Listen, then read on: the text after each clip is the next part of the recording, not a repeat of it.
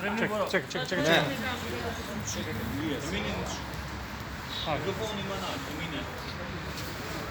Сауберга?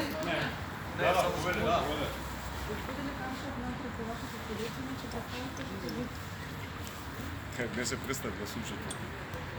Со сите докази, со целокупниот процес, со целокупната изнуда што беше правена од страна на оваа злосторничка група, предводена од Бојан Ивановски, Катица Јованова, судика, адвокат и слично, кои во подоснежните процеси ќе се докажат, самите ќе дојдат до заклучок дека се бил жртва. Не само ја, било многу повеќе жртви, јас сум се одлежен тоа да го откријам и да го кажам пред јавноста. Господин Ганчев, се обидовте во детали да го раскажете случајот. Како заборавивте на состанокот кај што бил присутен господинот Филипче?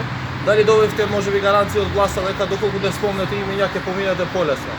Не, јас не бите состанок. Такви состаноци ако спомнувам. Во куќата на Бојан Јовановски прво обвинет во случајот каде што бил присутен министерот, да ме потсетам.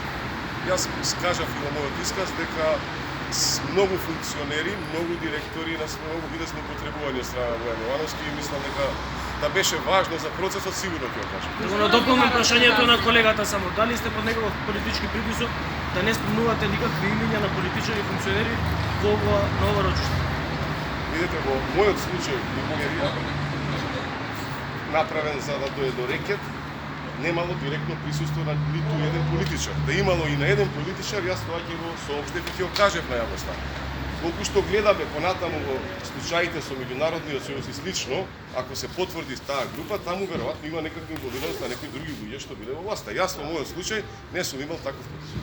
Господин од Катица Јанева немало никакви спогодби, понуди за спогодби и слично. Дали на некој начин ја амнестирате денеска за што точно ја обвинувате? Видете, јас сум човек што не лажев, кажав денеска само вистина горе во судницата. Беше болна за некои луѓе, меѓутоа таа е вистина. Не можам да обидам Катица Јанева дека ми нудела спогодба, кога не ми нудела спогодба. Ми нудеше Бојан Јовановски, а јас ја слушав Катица Јанова, како што реков, дека таа со него разговарала на телефон за, како да кажам, за работа што е невозможно да се изведе. Јас сум свесен, паметен човек, сватив дека тоа игра на нив двајцата, меѓутоа мене во обвинителство тоа не го порукал лично.